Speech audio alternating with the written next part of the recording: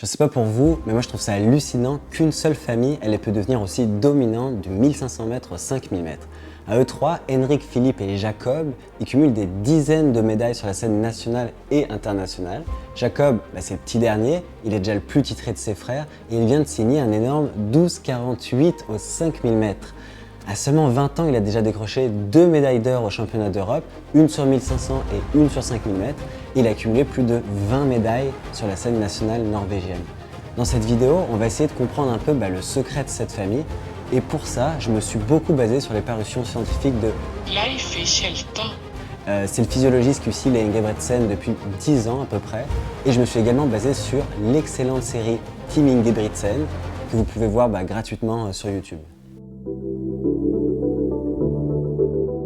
Bon, déjà, durant leur jeunesse, vous imaginez bien, les trois frères, ils n'ont pas chômé. Henrik, Philippe et Jacob, ils ont tous pratiqué divers sports, genre le soccer ou le ski, mais ils ont aussi eu des trajectoires assez différentes. Henrik, par exemple, il s'est davantage concentré sur le ski de fond et il a commencé à s'entraîner sérieusement en demi-fond qu'à l'âge de 17 ans, à peu près comme Philippe. En gros, entre 10 et 14 ans, Henrik il faisait du soccer, puis il faisait du ski de fond compétitif durant l'hiver et il courait durant l'été. À 17 ans, le mec il bornait quand même autour de 110 kg par semaine et jusqu'à 160 kg à 21 ans. Philippe, lui, il courait un peu moins qu'Henrik, plus autour de 120-130, mais ce qui était déjà quand même pas mal. Par rapport à ses frères, Jacob, il s'est spécialisé beaucoup plus tôt. Il a commencé l'athlé autour de 7 ans, genre des haies, du saut ou des sprints, ce genre de trucs quoi, et il a commencé à s'entraîner avec ses frères à 12 ans. Faut s'imaginer qu'à ce moment-là, Henrik, c'est déjà un athlète international. Et à 10 ans, Jacob il avait déjà une VO2 max au-dessus de 70 ml par kg par minute. La même année, il court un cross de 8 kg à un pace de 3,38 en toute souplesse. À 12 ans, le mec il était déjà champion d'Europe du 1500 mètres. À 17 ans, Jacob il court déjà 140 kg par semaine. Comme quoi, il n'y a pas de miracle. Pendant l'adolescence, Gert c'est leur père mais c'est aussi leur coach. Son focus c'était vraiment de faire de ses fils des machines aérobiques. Il veut faire de la caisse et du coup ce qu'il fait, c'est qu'il limite en fait l'entraînement anaérobique intense. La plupart des intervalles, ils sont courus à des allures pace 5K ou 10K, beaucoup de répétitions de 2000 mètres et 3000 mètres, toujours en contrôle. Et ce qui est étonnant, c'est qu'il y a une absence marquante de tempo continu. En général, les Ingebretsen, ils courent autour de 140 à 160 kg par semaine, avec environ 25% du volume qui est couru au seuil anaérobique ou un peu au-dessus. L'effort anaérobique, en gros, c'est l'effort que vous pouvez tenir pendant 60 minutes à fond. Donc pour eux, c'est à peu près leur pace semi-marathon. Selon moi, toutes ces bornes, c'est ce qui fait qu'ils peuvent avoir un pic de forme pendant vraiment longtemps, qu'ils peuvent le maintenir pendant plusieurs mois. Et ça explique aussi pourquoi ils sont aussi polyvalents, que ce soit du 800 mètres au 10 km et même en passant par le cross-country.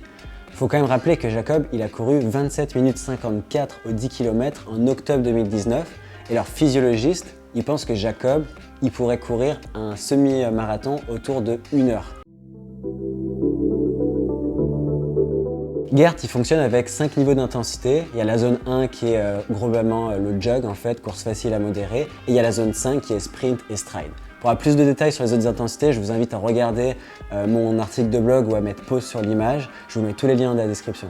La répartition optimale des intensités, elle est encore vraiment débattue. Il y a des recherches qui ont montré qu'une répartition 80% à faible intensité, c'est-à-dire en dessous du seuil anaérobie, et 20% en haute intensité, c'est-à-dire au-dessus du seuil anaérobie, ça donne de bons résultats à long terme. Mais en fait, ce qu'on peut voir, c'est que les frères Ingebretsen, ils sont quand même au-dessus de cette recommandation. Et l'avis de Gert sur la question, c'est que pour faire autant de travail au-dessus du seuil anaérobie, donc autant de travail en haute intensité, il faut vraiment contrôler de façon très stricte l'intensité de chaque séance.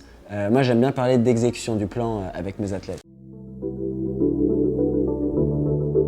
À 20 ans, Jacob il a déjà de meilleurs chronos que ses frères et à peu près sur toutes les distances. Ce qui est intéressant avec leur record, c'est leur chrono sur 400 mètres. Je ne sais pas si vous avez déjà regardé, mais ils ne sont pas vraiment rapides comparativement à d'autres coureurs de niveau similaire. Par exemple, je ne sais pas si vous connaissez Jack Waitman, je ne sais pas si je prononce bien, mais il a déjà couru 48,34 au 400 et Timothée Chiriot, il vaut 1,43,11 au 800. À mon avis, ça démontre que la vitesse pure, c'est pas la raison majeure de leur succès sur 1500 mètres. Maintenant, si on regarde un peu l'évolution de leur record sur 1500 mètres, on voit que les trois frères, ils ont eu des progressions quand même assez différentes.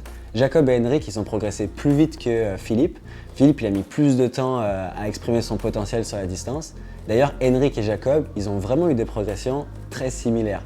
J'imagine que vous avez jamais regardé, mais le truc que la plupart des gens ignorent, c'est que le Henrik de 14 ans, il était meilleur que le Jacob du même âge. Gert Ingebrigtsen, il n'a pas eu un parcours d'entraîneur classique, puisqu'à la base, le mec, il a aucune expérience en athlète. Le mec, c'est vraiment un autodidacte, il s'est fait par lui-même et il a développé sa propre philosophie d'entraînement. Il a étudié la science et il a aussi étudié les approches d'entraînement gagnantes du passé. À mon avis, il s'est beaucoup inspiré d'Arthur Lydiard, parce que ça ressemble quand même beaucoup. Il a su créer une méthode efficace, mais surtout sur mesure pour ses fils. Je pense aussi qu'il a affiné sa méthode avec le temps et ça expliquerait en partie la progression spectaculaire de Jacob ces dernières années. Je vous parlais d'exécution du plan tout à l'heure. Selon moi, c'est vraiment une des grandes forces de Gert. Pour lui, s'entraîner à la bonne allure, c'est la clé. D'ailleurs, dans la série Ingebrigtsen, on voit qu'il supervise tous les entraînements de façon presque frénétique. Le mec, il est un peu freak. Il veut tout contrôler, il veut que ce soit parfait. Du coup, c'est pas surprenant que les trois frères, ils portent un cardio-fréquence-mètre sur tout leur jog et qu'ils font aussi des tests de lactate après leur séance pour voir s'ils s'entraînent à la bonne allure. Le but, c'est de garder le lactate sous les 3 millimoles, je crois, par litre, un truc du genre. À mon avis, ça explique aussi pourquoi les trois frères ils sont capables d'enchaîner jusqu'à 2 séances dans la même journée. Et au niveau des jogs, il y a une étude qui a montré que la fréquence cardiaque de Henrik durant ses Easy Jog, elle se situerait entre 135 et 145 battements par minute, ce qui doit correspondre selon mes calculs à une vitesse d'à peu près 3,40 à 4 du kilo. Pendant la prépa générale, le focus c'est surtout de faire de la caisse, comme je vous disais tout à l'heure, donc zone 2 et 3. Il va y avoir moins de travail au seuil anaérobique et à l'allure spécifique de course. Durant les phases de pré-compétition et de compétition, là le volume d'entraînement en zone 3 et 4, il augmente. Ils font ça sur la piste et ça correspond à du pace 800 mètres à 3000 mètres. Le volume en zone 2, c'est-à-dire pace 5 et 10, lui il est réduit aussi. C'est le principe de spécificité qui s'applique. Quelques exemples de séances, c'est par exemple 2 jours par semaine, ils peuvent faire 2 séances de qualité dans la même journée, une le matin et une le soir. C'est un peu style Special Block de Renato Canova, mais avec moins de bornes. Exemple, le matin, 5 x 6 minutes au seuil, à 2,55, 3 minutes du kilo, avec 2 minutes de récup. Et le soir, par exemple, 20 x 400 ou 10 x 1000. Le taux de lactate il doit être vraiment maintenu à environ 3 millimoles par litre. Et une fois par semaine, il faut une séance P 1500, par exemple 10 x 300, repos 90 secondes, et ils tournent ça en 41-42 à peu près, quoi. Sinon, pour les jours faciles où il n'y a pas d'entraînement, ça ressemble à un truc du genre 10 kg le matin et 10 kg le soir, donc c'est assez classique en fait. Si on résume un peu leur programme, ça inclut quoi? Ça inclut un volume élevé, des éducatifs du travail technique, exercices de stabilité, proprioception. Il y a beaucoup de courses sprint et de strides. Et il y a des côtes, par exemple 20 x 200 mètres rapides. Il y a des intervalles courts, moyens et longs. Il y a des sauts, il y a de la pliométrie, il y a de la prépa physique générale. Il y a du renforcement, du poids, etc. Donc en fait, un programme très complet, quoi. Mais le succès d'Ingebrigtsen, c'est plus qu'un entraînement complet selon moi. À mon avis, c'est vraiment un entraînement intelligent. Si on prend Henrik par exemple, la progressivité dans sa charge d'entraînement à travers les années, elle est quasi parfaite en fait. Regardez ce schéma en 2018 à 2012, le kilométrage d'Henrik, il a augmenté de 110 km à presque 160. Et à cette époque, Henrik, il avait entre 17 et 21 ans. Deuxième point intéressant, c'est le travail en zone 2, c'est-à-dire pace 5K et 10K. Lui, il a augmenté en valeur absolue, mais il a aussi augmenté en valeur relative. C'est-à-dire qu'il est passé de 18% en 2008 à 26% de son kilométrage total en 2012. Et le dernier point, c'est le travail à allure spécifique, c'est-à-dire autour du pace 3K et plus rapide. En fait, il n'a pas vraiment évolué durant ces 5 dernières années, et ça, je trouve que c'est hyper intéressant. Évidemment, la récup, elle est au cœur du programme. Il y a beaucoup de repos, il y a des siestes entre les séances, il y a des massages, il y a de l'acupuncture. Il y a une équipe très complète qui semble encadrer les Ingebrigtsen, mais c'est vrai qu'on n'en sait pas beaucoup sur ce point-là. Au niveau nutrition, j'ai d'abord pensé que c'était leur point faible. Par exemple, dans la série Ingebrigtsen, on voit que Jacob il mange des céréales assez standards ou des barres type Twix, Mars, etc. et même du Coca-Cola en masse. Et ça peut laisser penser que leur alimentation, elle n'est pas optimale. Mais j'avoue que depuis quelques mois, j'ai un peu changé d'avis sur la question et je pense que pour les coureurs, notamment ceux qui courent beaucoup, c'est la quantité qui compte avant la qualité. Je donne mon avis en détail sur le sujet dans un article de blog disponible sur mon site, vous pouvez voir le lien en description. C'est vraiment mon avis, mais encore une fois, je m'appuie quand même sur pas mal d'articles scientifiques, donc libre à vous d'aller regarder si vous en avez le goût. Henrik, Philippe et Jacob, c'est à la fois des rivaux, mais c'est aussi des partenaires d'entraînement. Ils apprennent les uns des autres, ils s'inspirent mutuellement, ils partagent leurs connaissances et ils se poussent à l'entraînement vraiment fort, ça c'est clair. Et dans les moments difficiles, ils peuvent aussi supporter moralement et ça fait vraiment la différence. Imaginez si comme Jacob, vous aviez eu 2 frères de niveau international dès le plus jeune âge. Ça aurait forcément donné un énorme avantage et à mon avis, c'est ce qui fait que Jacob aujourd'hui est le meilleur. D'ailleurs, c'est pas seulement moi qui le dis, puisqu'il y a eu des études qui ont montré que les frères et sœurs, ils s'influencent positivement dans le développement de leur talent.